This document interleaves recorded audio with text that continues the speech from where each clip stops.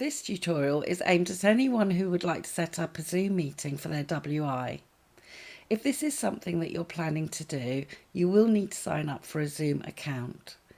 I'll be taking you through the process to get you all set up for your meeting.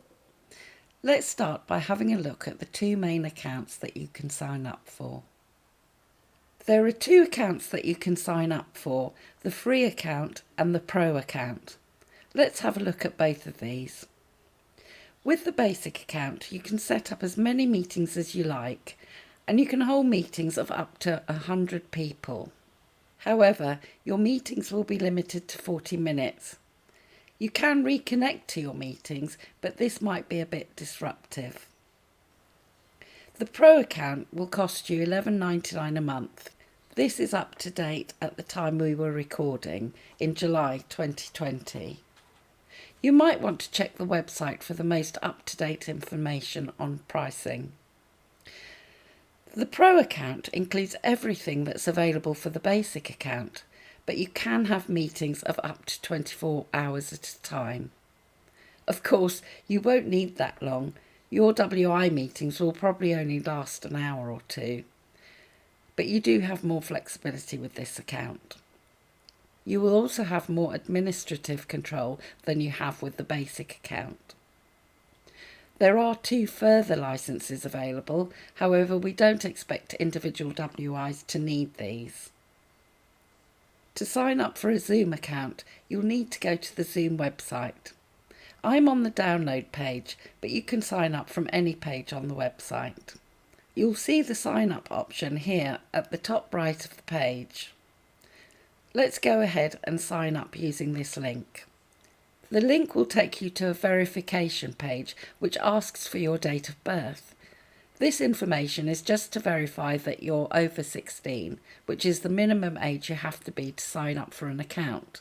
Zoom doesn't store this information. I'm going to enter in the 25th of April 1985 just to illustrate the process.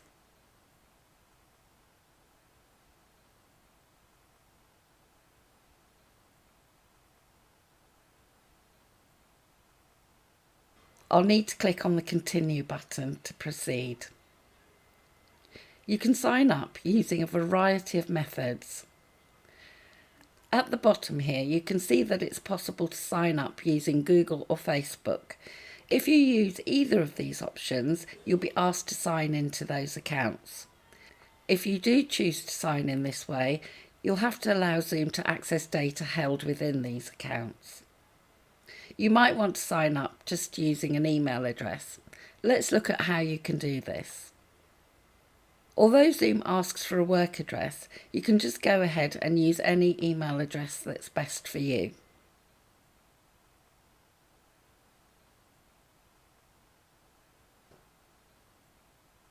Zoom will now send you an email.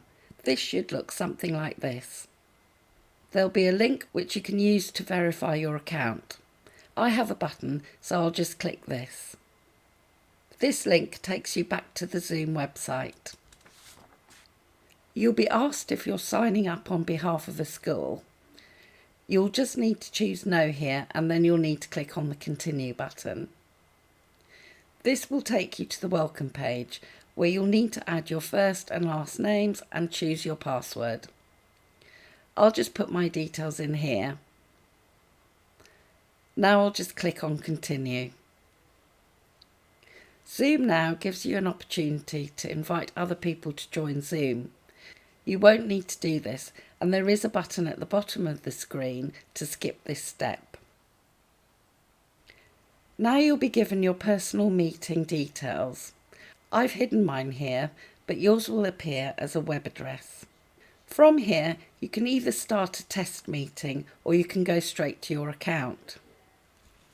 I'm going to go straight to my account. This takes you to your profile page where you can check all your details. I've taken my details out for the purpose of this video. Now that you're logged into your account, you can explore. You'll need to log in again when you want to schedule your meetings, and we'll be covering this in the next tutorial. If you haven't already downloaded Zoom, you can do this from Zoom's download page. You'll find this at zoom.us/download. This takes you to Zoom's Download Centre. You'll see a number of different options on this page. The one you'll need to use is right at the top. That's Zoom Client for Meetings. To download Zoom, you just need to click on the download button. Once you do, the software will download, and you should see a file appear at the bottom of your browser. Mine is here in the bottom left, but you might see yours in a different position, most likely somewhere along the bottom line here. Once the file has downloaded, you'll just need to click on it to run the software. Depending on how your computer is set up, you may need to double click on this file. Zoom will now run and it will open on your computer. Now that you've signed up for an account and downloaded the software, you're all ready to schedule in your first meeting. We'll be covering this in the next tutorial.